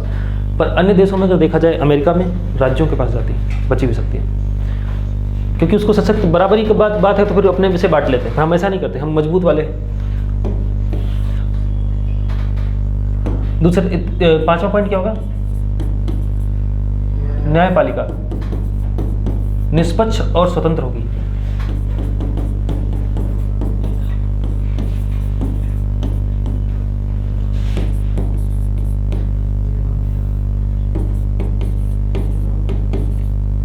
स्वतंत्र न्यायपालिका निष्पक्ष और स्वतंत्र होगी। ये भी संघीय व्यवस्था का एक लक्षण है। अगर निष्पक्ष और स्वतंत्र नहीं है, फिर वो संघवाद नहीं है। राज्यों का कोई पक्ष ले ही नहीं रहा, केंद्र का ही सारा काम न्यायपालिका सुन रही है। हमारे यहाँ ऐसा नहीं है, राज्यों का पक्ष खूब सुनता है। तमिलनाडु का केस गया राज्यपाल के मामले में, उठा के बाहर फेंक दिया कि जाओ, राज्यपाल जब तक अप्रूव नहीं कर देता तब तक बात नहीं मानी जाएगी। तो हमेशा सुना गया है। चाहे दिल्ली का मामला हो, एलजी को पावर काफ़ी ज़्यादा सरकार ने दे दी थी, जो वहाँ के उपराज्यपाल हैं उनको काफ़ी ज़्यादा पावर दी गई थी। फिर सुप्रीम कोर्ट में केस गया, सुप्रीम कोर्ट ने कहा फिर चुनी हुई सरकार का मतलब क्या है? अरविंद केजरीवाल करेंगे क्या? जनता ने भाई पूरे साल इलेक्शन कैंपेन करते हैं, घर घर जाके वोट मांगते हैं, झाड़ू लेकर घूम रहे बेचारे, उसके बाद उनकी कोई सुन ही नहीं रहा, क्या मतलब है? इसलिए सुप्रीम कोर्ट ने कहा कि एक चुनी हुई सरकार है, जनता की सरकार है, उसको कम से कम कुछ तो शक्तियां दीजिए। भले आप केंद्र शासित प्रदेश में अगर या तो चुनाव ही नहीं कराते, सीधी बात, चुनाव ना कराइए, लद्दाख की तरह पड़ा रहने दीजिए, कोई बात ही नहीं। चुनाव करा रहे हैं, जनता मुख्यमंत्री बना रहे हैं, मुख्यमंत्री के पास कोई पावर ही नहीं, उसको राष्ट्रपति की तरह छोड़ दिया कि जो भी काम होगा राज्यपाल देखेगा, जो भी काम होगा राज्यपाल देखेगा। हर एक एक्ट में यही कर दिया। सुप्रीम कोर्ट ने कहा कि चुनी हुई सरकार है, कम से कम इतनी पावर होनी चाहिए। भले केंद्र शासित प्रदेश कुछ पावर कम करो, पर इतनी पावर तो दो कि जनता का कुछ कल्याण कर सके वो। तो देखा गया, तो इसलिए न्यायपालिका की निष्पक्षता और स्वतंत्रता, यानी न्यायपालिका केवल केंद्र का ही पक्ष न ले, राज्य का भी तो पक्ष लेना चाहिए। इसलिए स्वतंत्र और निष्पक्ष न्यायपालिका होगी, वही एक अच्छे संघ में काम कर सकेगी। अब हमने अपने भारत में क्या किया? भारत में संघवाद,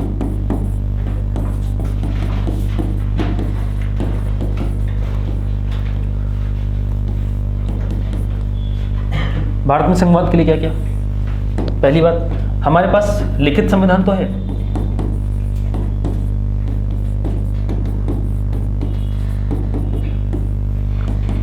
लेकिन दोहरा नहीं है, एकल संविधान है। श्यामा प्रसाद मुखर्जी जब जम्मू कश्मीर की यात्रा पर थे, उन्होंने कहा कि एक देश दो विधान नहीं चलेंगे। उन्होंने कहा, क्योंकि जम्मू कश्मीर का अलग संविधान था, उन्होंने हमेशा ये संकल्प लिया था कि जम्मू कश्मीर से जो दोहरे संविधान की व्यवस्था है, एक देश और एक विधान, यही बात उन्होंने कही। तो उन्होंने कहा एक देश दो विधान नहीं चलेंगे, दो तरीके से कानून नहीं चल सकता, उसको खत्म कर दिया गया। अब तो 2019 से ही खत्म हो गया। तो उनकी बात उन्होंने काफ़ी कैंपेन किया। जो 370 हटाने का एक मेन मकसद माना जाता है, वो ये कहा गया कि श्यामा प्रसाद मुखर्जी का बहुत बड़ा इसमें रोल रहा। वो मतलब लास्ट तक लड़ते रहे, बाकी देख नहीं पाए जब उससे पहले चले गए इस दुनिया से। तो उनका कहना था कि एक देश में दो विधान नहीं चल सकते, तो इसलिए एकल संविधान आया। और एकल संविधान में अब जम्मू कश्मीर में भी सारे कानून एक तरीके से लागू है। पहले wild life protection act Jammu Kashmir में लागू नहीं था, जो हमारा वाइल्ड लाइफ प्रोटेक्शन एक्ट 1972 वाला, वो नहीं लागू था, अब लागू है, अब लागू कर दिया गया। पहले बहुत सारे कानून लागू नहीं थे। जो हमारी जमींदारी प्रथा उन्मूलन था, वो भी लागू नहीं था। तो वहाँ रोशनी एक्ट चलता था, लाइट और रोशनी एक्ट चलता था, तो वो भी कोई काम नहीं हो पा रहा था। सारी ज़मीनें और ये सब कुछ जो बड़े वहाँ के नेता थे उनके पास थी, जनता केवल काम करती थी। बकरवाल समूह अभी भी इधर घूमता है। वक्फ बोर्ड, हाँ, वो धार्मिक संस्थान है, तो उसको कुछ नहीं करना है, वो तो धार्मिक संस्थान पर ज़मीनें होती हैं, सबके पास है। वक्फ बोर्ड के पास ज़मीन बहुत सारी है, उसमें ये सीलिंग लगा दी जाएगी, इससे लिमिट से ज़्यादा नहीं ले सकते, क्योंकि बहुत सारी ज़मीन है वक्फ बोर्ड के पास। एकल संविधान हो गया, ये हमारी व्यवस्था अलग थी। तीसरा, एकल नागरिकता, सिंगल सिटीजनशिप।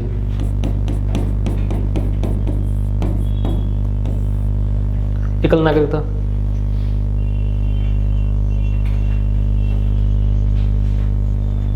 चौथा निष्पक्ष न्यायपालिका, निष्पक्ष और स्वतंत्र।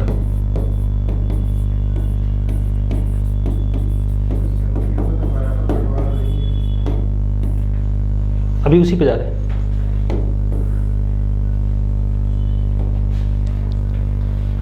ये हमारे संघीय व्यवस्था में इतने कुछ लक्षण मिलते हैं संघीय व्यवस्था में कि हमने लिखित संविधान बनाया, एकल संविधान है, लेकिन ये संघीय व्यवस्था से थोड़ा सा अलग है क्योंकि एकल संविधान है, एकल नागरिकता है। ये भारत की कुछ यूनिक स्थितियां, ये तो मैच करता है ये चीजें। तो अब यूनिटरी सिस्टम में क्या क्या ऐसा है जो हमारे देश को एकात्मक संविधान की ओर ले जाता है, वो लिख लीजिए, वो जान लीजिए।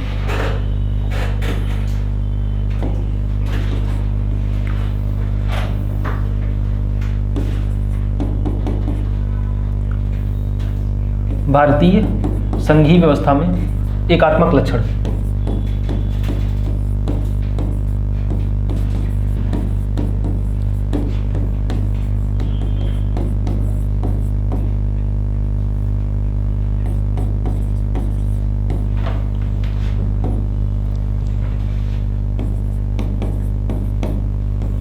बता सकता है कोई कौन कौन से एकात्मक लक्षण हो सकते हैं? वो तो जो बताए उनको छोड़कर।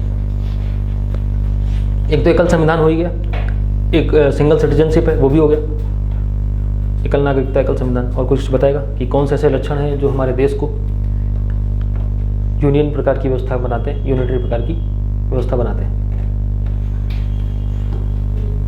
एकात्मक जो लक्षण है जो केंद्र को मजबूत बना रहे। ठीक है, राज्यपाल। राज्यपाल कैसे? क्योंकि राज्यपाल का चुनाव नहीं होता, राज्यपाल को केंद्र नियुक्त करता है स्टेट में। जब राज्यपाल राष्ट्रपति द्वारा नियुक्त किया जा रहा है, वो फिर राज्य के ऊपर सीमाएं, वो राज्य का मुखिया होगा एक तरीके से राज्य में, जैसे राष्ट्रपति केंद्र में हुआ प्रदेश के, ये राज्यपाल राज्य में करेगा। मुख्यमंत्री जो भी काम होता है मुख्यमंत्री से सलाह करता है, सलाह मशवरा करता है और ये ध्यान रखता है कि राज्य में जो संविधान है वो सही रूप में लागू रहे, संविधान का उल्लंघन ना हो। इन सारी चीज़ों पर ध्यान देता है राज्यपाल। अगर उस राज्य में संविधान का उल्लंघन किया जा रहा है, सरकारें संविधान के अनुरूप नहीं चलाई जा रही हैं, तो ये आर्टिकल 356 की अनुशंसा कर सकता है और 356 की अनुशंसा के बाद राज्य में राष्ट्रपति शासन लागू हो जाएगा। एक तरीके से देखा जाए तो ये फिर एक तरीके से एकात्मक व्यवस्था है, क्योंकि केंद्र में अपने राज्य का अपने प्रतिनिधि वापस बैठा दिया है, वो ये काम कर रहा है। ये हो गया हमारा एकात्मक लक्षण एक। तो ये दूसरा कोई बताएगा?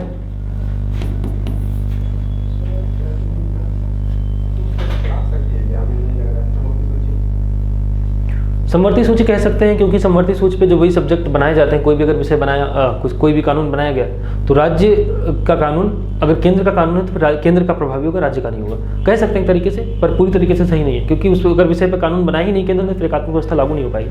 अखिल भारतीय सेवाएं,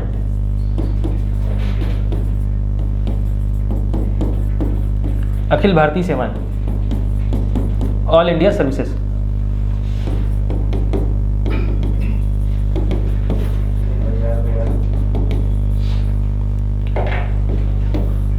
अखिल भारतीय सेवाएं, तो इनमें आईएएस, आईपीएस ये सब बनते हैं, आईआरएस ये सारे अधिकारी होते हैं। ये अधिकारी काम कहाँ करते हैं? राज्यों में, राज्यों में जाकर काम करें। अधिकारी किसके? केंद्र सरकार के। सेंट्रल गवर्नमेंट के अधिकारी अगर राज्यों में काम करेंगे तो कुछ ना कुछ तो अपना प्रभुत्व दिखाएंगे ही दिखाएंगे। अब जो आईएएस बन के जाता है स्टेट में, वो एसडीएम को कुछ भी नहीं बनता, कुछ भी नहीं का। जो एसडीएम होता है, जो पीसीएस से एसडीएम बनता है, कुछ भी नहीं सुनता ही नहीं 1%। वो उसको लगता है कि हम केंद्र सरकार से, और कर भी नहीं सकते उसका कुछ, क्योंकि केंद्र सरकार का प्रतिनिधि है। राज्य सरकार केवल सस्पेंड कर सकती है, हटाने की शक्ति केंद्र सरकार के पास पावर है। तो केंद्र सरकार हटाएगी नहीं, क्योंकि वो उसी का प्रतिनिधि, क्यों हटाएगी?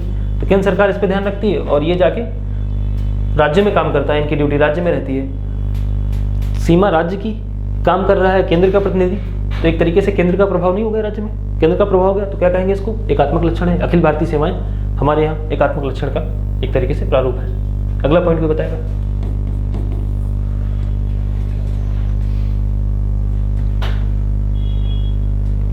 आपातकालीन प्रावधान है, इमरजेंसी प्रोविजन। आपातकालीन प्रावधान में क्या? अगर देश में इमरजेंसी लागू हो जाती है, फिर जहां भी चाहे राष्ट्रपति वहां पे शासन अपना शासन चालू कर सकता है, अपना शासन अपने माध्यम से संचालित कर सकता है। राज्य का शासन नहीं रहेगा फिर। अब एक तो 356 में हो गया, 352 में भी ये काम हो सकता है। हाँ, हो सकता है। तो ये आपातकालीन परिस्थितियां, इन परिस्थितियों में हमारा संविधान एकात्मक हो जाता है। जो शक्तियां हैं वो केंद्र के पास ज़्यादा हो जाती हैं, राज्य के पास नहीं बचती। आपातकाल अगर लागू, इमरजेंसी लागू है, फिर केंद्र के पास कोई शक्तियां नहीं बची। एक ही हो गया। और कोई बताएगा? एक तो होता है संसद राज्य सूची के विषयों पर कानून बना सकती है। अगर संसद को लगता है कि ये कानून बनाना देश के हित में है और राज्य इस बारे में अनुशंसा करते हैं, तो फिर केंद्र सरकार राज्य के विषयों पर भी कानून बना सकती है। तो एक तरीके से ये भी देखा जाए तो फिर एक एकल संविधान का लक्षण या यूनिटरी सिस्टम, एकात्मक सिस्टम है।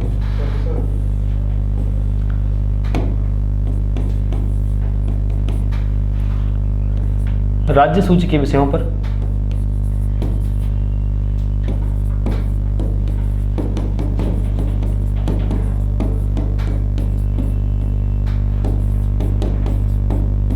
केंद्र द्वारा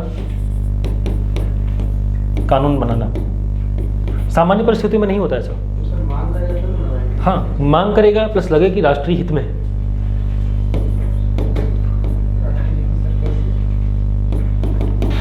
महामारी आ गई, मान लिया हेल्थ सब्जेक्ट स्टेट का है, स्वास्थ्य स्टेट का सब्जेक्ट, महामारी आई थी, कोरोना आया था। कोरोना के समय राज्यों पे हम लोग भरोसे नहीं रह सकते थे, इसलिए नए कानून बनाए गए। और कानून बनाते ही पूरे देश में केंद्र सरकार ने लॉकडाउन किया, पूरे देश में। राज्यों से परमिशन लेनी चाहिए थी, नहीं लागू कर दिया।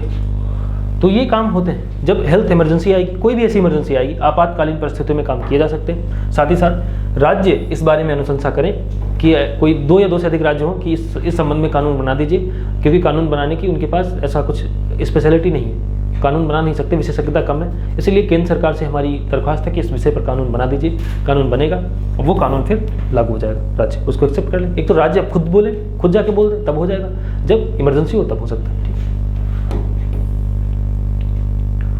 इमरजेंसी के समय राज्य विषयों पर केंद्र कानून बना सकता है। अगर राज्य में राष्ट्रपति शासन लागू है तब भी केंद्र सरकार ही तो कानून बनाएगी राज्य के विषयों पर, कोई और तो बना नहीं सकता, क्योंकि वहाँ की विधानसभा सही ढंग से संचालित नहीं है, तब भी कानून बनेगा। लेकिन जैसे ही राष्ट्रपति शासन हटेगा उसके बाद राज्यों के पास अधिकार है कि उस कानून को आगे बढ़ा सकते हैं, नहीं तो उस कानून को मॉडिफाई कर सकते हैं अपने अकॉर्डिंग, ये उनके पास अधिकार रहेगा। मतलब नहीं समझे आपकी बात?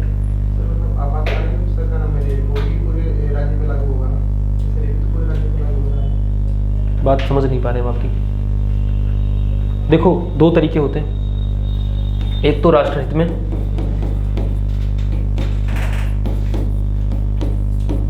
राष्ट्रहित में कानून बनाया जा सकता है। दूसरा, राज्य खुद बोले। क्या हुआ? अच्छा, राज्य बोलते हैं तो सामान्य स्थिति हो गई, आपातकाल लागू हो।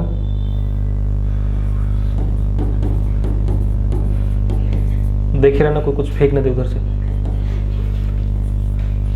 आपातकाल लागू हो तब। राज्य हित में कब बनता है? राष्ट्र हित में आर्टिकल 249। जब राष्ट्र हित की बात हो तब राज्य विषयों पर कानून बनाया जा सकता है आर्टिकल 249 के तहत। आपातकाल लागू होगा तो आर्टिकल 250 के तहत सरकार बना सकती है। आर्टिकल 356 लागू होगा, पावर कौन दे रहे हैं? 250। ठीक, इन बातों में कंफ्यूज मत होना कि हाँ ये कहाँ से आ गया आर्टिकल, जबकि 356 के तहत लागू होता है। देखो, आपातकाल लागू होना, कानून बनाने की शक्तियाँ देना, इनमें डिफरेंस है। शक्तियाँ कहाँ से मिलती हैं? आपातकाल लागू होगा, आपातकाल क्या बोलेगा कि आपातकाल लागू होते ही अगर केंद्र सरकार को लगता है कि राज्य के विषयों पर, राज्य सूची के विषयों पर कानून बनाना कंपलसरी है, तब फिर वो आर्टिकल 250 के तहत ये कानून बना सकती है। शक्ति कहाँ से मिल रही है? 356 से, 352 से, और 352 से मिल रही शक्ति, और बनाएगी किस आर्टिकल के तहत? 250 के तहत। ठीक, अब राष्ट्रहित अगर आ जाए तो फिर आर्टिकल 249 है कि राष्ट्रहित में कानून बनाना जरूरी है, बना देगी सरकार। ठीक, राष्ट्रहित में कानून। कई बार होता है कि केंद्र सरकार ध्यान नहीं देती, जो वहाँ की राज्य सरकारें ध्यान नहीं देती, तो फिर काम होता है, राष्ट्रहित में कानून बना दिए जाते हैं। ये बात समझ में आ रही? कोई कन्फ्यूजन? अब बढ़िया। शक्ति मिल रही थी 352 से, किस आर्टिकल के तहत आगे बनाएंगे? वो 250 में लिखा हुआ है, ये बात लिखी गई। राज्य सूची के विषयों पर कानून बनाना, ये भी कैसा है? एक तरीके से यूनिटरी सिस्टम है। टाइम हो गया क्या? अभी 10 मिनट है। और कोई प्रावधान ऐसा? इसमें सर जो आपातकालीन बढ़ाएगा तो 50 से मतलब मान लीजिए पहले में लागू हुआ साल भर के लिए, वो सर जो आगे बढ़ाना चाहिए यहाँ से, वो तो 352-56 में ही है, वो तो वहीं से बढ़ेगा। ये केवल राज्य सूची के विषय पर कानून बनाने की बात है। राज्य सूची का कोई भी विषय, उस पर कानून बनाने की चर्चा, कानून बनाने की बात है, उसके लिए केवल आपातकाल परिस्थितियों में होता है और बाकी नहीं करते। राष्ट्रहित में भी कर सकते हैं, और राष्ट्रहित पता नहीं कब आ जाए उसका भरोसा नहीं। 5वां हो सकता है हमारे यहाँ एकल निर्वाचन होता है।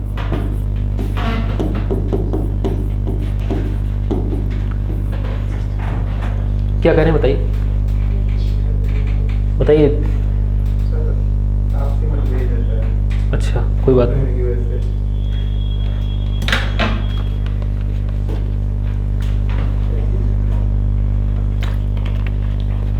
एकल निर्वाचन की व्यवस्था हमारे यहाँ, और एकल निर्वाचन की व्यवस्था के तहत हमारे केंद्रीय निर्वाचन आयोग है।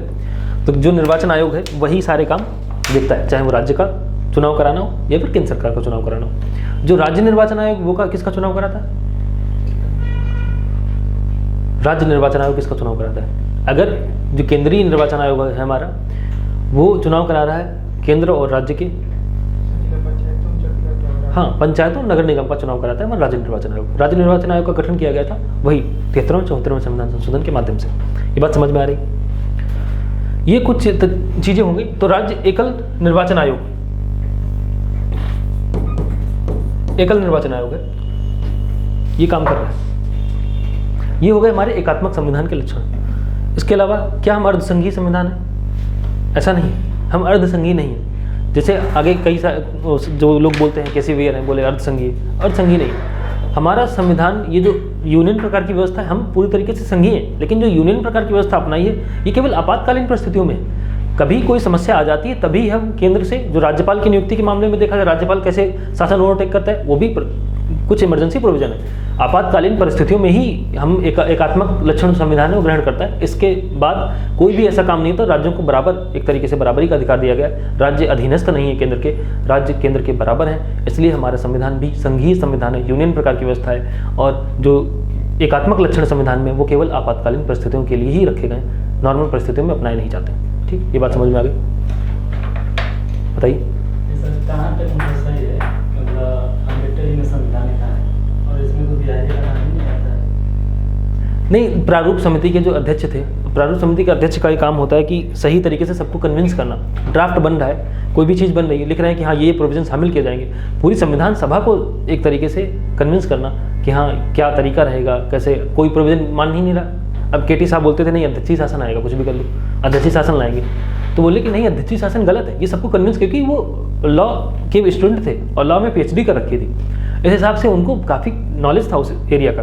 तो वो हर देश के संविधान को जानते थे, प्लस परिस्थितियों को भी समझते थे। देश की परिस्थितियाँ कैसे, वो सबसे न्यूनतम व्यक्ति को जानते थे, क्योंकि उनके साथ भेदभाव होते रहते। तो वो समझते थे कि अगर ये बड़े बड़े से ब्राह्मण परिवार से कोई आ रहा है, कोई क्षत्रिय से आ रहा है, बड़े बड़े लोग हैं, जमींदार लोग हैं, वो उनके लिए कोई डिस्क्रिमिनेशन है ही नहीं, वो तो समझेंगे ही नहीं जनता की आवाज़। तो इसलिए उनको प्रारूप समिति का अध्यक्ष बनाए। पहले उनको संविधान में सभा में नहीं रखा गया था, BR अम्बेडकर को, उनको नहीं रखा गया। जब गांधी जी से मिलने जाते हैं जवाहरलाल नेहरू और सरदार पटेल, जब आप सीरीज देखेंगे पूरी कन्फर्म दिखेगा, मिलने जाते हैं तो बोलते हैं हमने रखा नहीं सर उनको, BR अम्बेडकर को संविधान सभा के वो सदस्य नहीं बनाया, नहीं रखा है उसमें। तो बोलते हैं ये तुम्हारा ही नुकसान है, उसका कोई नुकसान नहीं है, बहुत बड़ा नुकसान कर रहे हो, क्योंकि एक देश ऐसा देश बनाना चाहते हो जिसमें सबने मिलकर ये बात कही थी कि हम एक स्वतंत्र और एक ऐसा देश बनाएंगे जहाँ सबको बराबरी के अधिकार होंगे। ये बात सबने कही थी, और संविधान ऐसा बनेगा।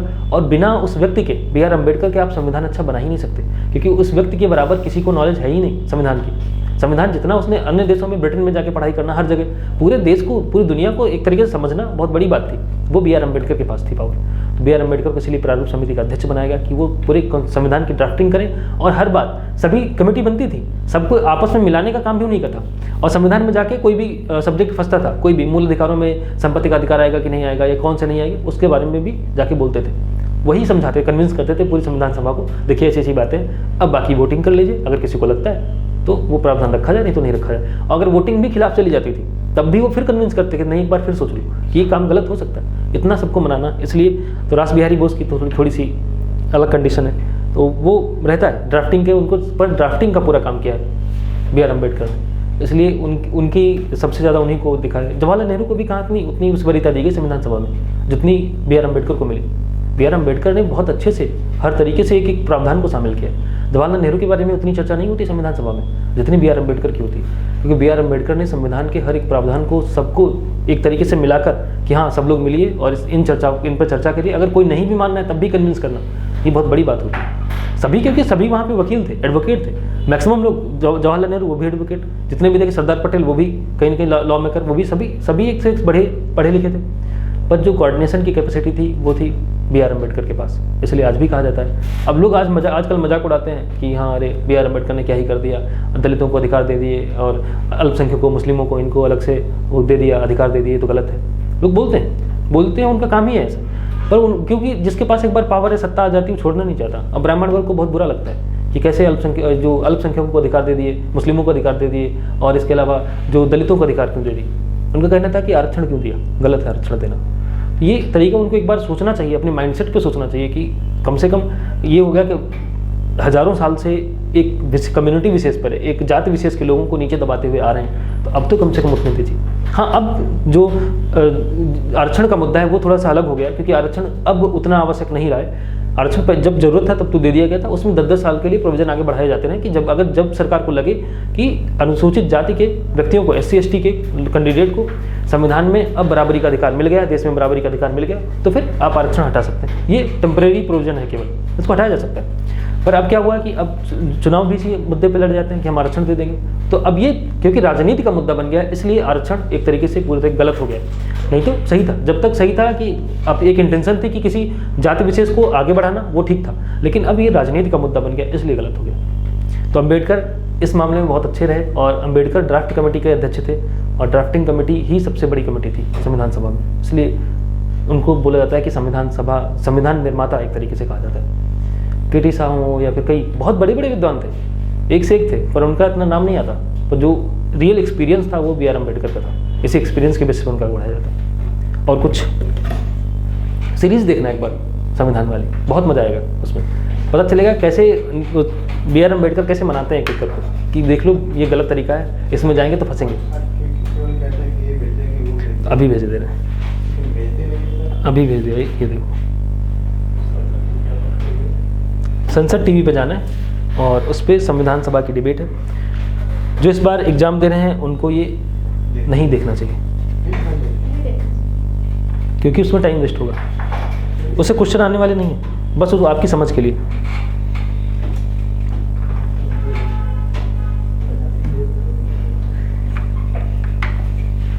पूरी की पूरी सीरीज आपको भेज दी है।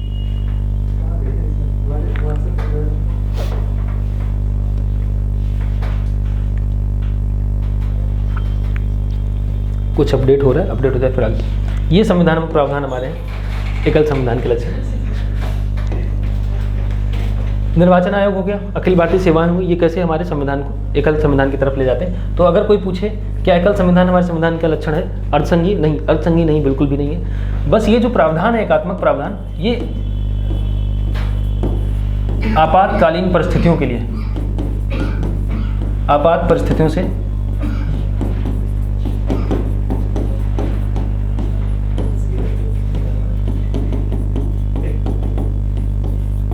निपटने के लिए हो गया, शेयर कर दिया आपको।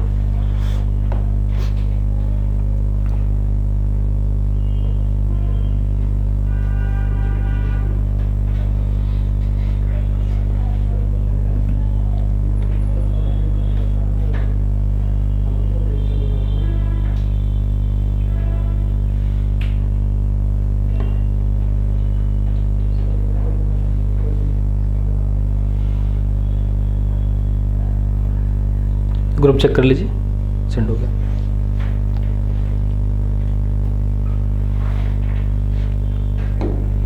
ये लक्षण है, कुछ बता दिया। अब सहकारी संघवाद भी आपको पता है, सहकारी संघवाद क्या होता है, कैसे आगे बढ़ रहा था, कोऑपरेटिव फेडरलिज्म, हमने सहकारी समितियां बनाई, सब कुछ किया, सब किया।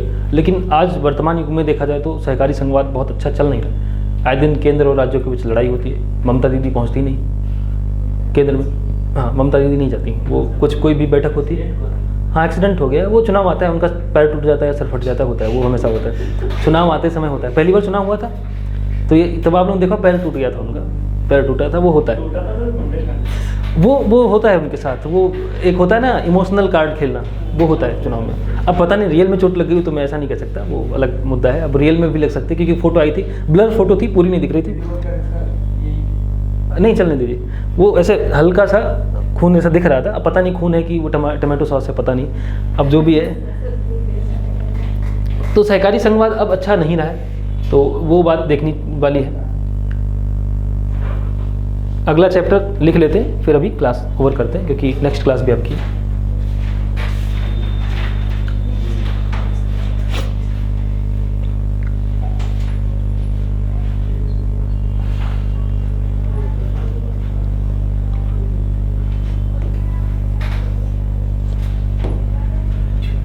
प्रियम्बल, उद्देशिका, नई हेडिंग आपकी रहेगी संविधान की उद्देशिका, the spirit and backbone of constitution. ये प्रियम्बल आप हेडिंग बनाइए, उद्देशिका, प्रस्तावना नहीं उद्देशिका है। लक्ष्मीकांत ने गलत लिखा है, उसको बार बार बोलते रहते हैं, उद्देशिका ही लिखिए। संविधान पढ़ेंगे उद्देशिका ही लिखा है, प्रस्तावना नहीं। उद्देशिका, बेरेक्ट पढ़ेंगे वहां भी उद्देशिका हिंदी में, प्रस्तावना का शब्द का यूज ही नहीं है, उसके बाद भी लिख देते हैं लोग, ये समझना जरूरी है। लिख लिया उद्देशिका, याद है सबको उद्देशिका, कोई दिक्कत? क्या कह रहे हैं? उद्देशिका क्यों याद नहीं है मुझे ये जान, मतलब ओवरऑल आइडिया होना चाहिए, हाँ याद होनी चाहिए, क्योंकि आपके ये प्रभुत्व संपन्न, समाजवादी, पंथनिरपेक्ष, लोकतंत्रात्मक गणराज्य, उसके साथ न्याय, स्वतंत्रता, समानता, समता है, समानता नहीं समता है, ठीक। ये संविधान से ली हुई है। जो एनसीईआरटी में समानता लिखा नहीं, आप जो पढ़ेंगे लक्ष्मीकांत वहां समानता लिख दिया, प्रतिष्ठा और अवसर की समानता, समानता नहीं समता है, इक्विटी। उसके साथ ही अखंडता और एकता, ये कुछ शब्द हैं, इनको डिफाइन करना है, ये सब एक करके डिफाइन करेंगे। पहली जो फाउंडेशन बैच थी उसमें कुछ एक शब्दों को नहीं किया, जैसे लोकतंत्र को नहीं किया था, और राष्ट्रीय एकता अखंडता को उसको नहीं किया, यहाँ कर लेंगे, सारा कुछ पूरा कवर करेंगे। नहीं यहाँ कवर करेंगे इसको, एक एक प्रोविजन को पूरी तरीके से, क्योंकि इनसे क्वेश्चन आते रहे और ये उद्देशिका से क्वेश्चन आए भी थे। आपको पहले ट्रेंड दिखाया था, ट्रेंड से पहले क्लास में, उससे भी क्वेश्चन आ चुके हैं, लगभग 3 से 4 क्वेश्चन आ चुके हैं उससे, और ये इंपॉर्टेंट हो जाता है आपके लिए। उद्देशिका का चैप्टर सिंपल सा क्वेश्चन आता है, अगर आपको ये उद्देशिका नहीं पढ़ी है, याद नहीं है, तो फिर चला जाएगा। जैसे पूछा था कि उद्देशिका में किस प्रकार के न्याय की चर्चा की गई, देखा सामाजिक आर्थिक राजनीतिक न्याय है, अब उसमें लिख दिया गया है किस तरीके के न्याय के, सामाजिक आर्थिक राजनीतिक न्याय को राजनीतिक गायब कर दिया, तो वो वाला आपका पोर्शन गलत हो जाएगा कि ये ऑप्शन गलत। धार्मिक भी डाल सकता है, हाँ धार्मिक डाला भी था, धार्मिक भी डाला, पर आपको यही चीज़ों को समझना है, इन चीज़ों को समझना है कि हाँ जब उद्देशिका आपको पढ़ी होगी, आपने रट रखी होगी, और रटेंगे नहीं तो भूलेंगे, रटी होगी तो आपको पता है कि सामाजिक आर्थिक राजनीतिक न्याय, विचार अभिव्यक्त, विश्वास और धर्म की उपासना, प्रतिष्ठा और अवसर की समता प्राप्त कराने के लिए तथा उन सब में व्यक्ति गरिमा, राष्ट्र की एकता और अखंडता को सुनिश्चित करने वाली बनता को दृढ़ संकल्प होकर आज संविधान सभा में 26 नवंबर 1949 संविधान सभा को अंगीकृत, अधिनियमित और आत्मार्पित करते हैं। ये ऐसे करके आपको याद करना है, हम भारत के लोग भारत को, ऐसे पूरा एक तरीके से याद कर लेंगे तो आपके लिए आसान रहेगा। बाकी सारी शब्द जितने भी वो डिफाइन करेंगे कल अपनी उद्देशिका खत्म होगी और ये चैप्टर खत्म हो जाएगा, 2 चैप्टर। पहला ये पढ़ेंगे हम लोग, आर्टिकल 1 से 4 तक की चर्चा करेंगे कल वाले क्लास में, यूनियन और उसकी स्टेट की। और ये आर्टिकल अच्छे ढंग से पढ़ लेना, इस बार क्वेश्चन आएगा, क्योंकि जम्मू कश्मीर और इनका जो इस पर डिसीजन आया है उसमें क्या क्या इंपॉर्टेंट रहेगा, आर्टिकल 1, 2, 3 और 4। 3 तो बहुत इंपॉर्टेंट रहेगा इस बार, कि कैसे कोई राज्य की सीमाओं में परिवर्तन कर सकता है, क्योंकि संविधान में ये तो लिखा है कि आप किसी भी यूटी को राज्य बना सकते हैं, पर राज्य को यूटी बनाने का प्रावधान नहीं है। तो अब जब कोर्ट में केस चल रहा था कि किसी यूटी को राज्य कैसे बना देंगे, कोई संघ शासित क्षेत्र है उसको राज्य बना दो, अच्छी बात, पर राज्य को यूटी में चेंज कर दिया, कहीं ना कहीं ये तो गलत था। लेकिन फिर सुप्रीम कोर्ट ने माना कि ये जो केंद्र सरकार उसके पास पावर है कि वो चेंज कर सकती है। तो इस पर डिबेट चल रही है, इसलिए आप जब क्वेश्चन आएगा तो आर्टिकल 3 से आ सकता है, तो हम इसको अच्छे से चर्चा करेंगे। बाकी आगे क्लास अपनी कल चलेगी, ठीक है। तब तक के लिए ऑनलाइन वाले जो भी देख रहे हैं कमेंट करें। बाकी आपके पास ऑप्शन टेलीग्राम ग्रुप का है। टेलीग्राम ग्रुप की जो लिंक है वो डिस्क्रिप्शन बॉक्स में ऐड कर दी जाती है, वहाँ से जाके आप उसको एक्सेस कर सकते हैं। टेलीग्राम ग्रुप को ज्वाइन करिए। कोई भी इशू रहता है, कोई भी डाउट आपका है तो वहाँ से डायरेक्ट 1-to-1 डाउट आप पूछ सकते हैं। बाकी कल मिलते हैं। Thank you.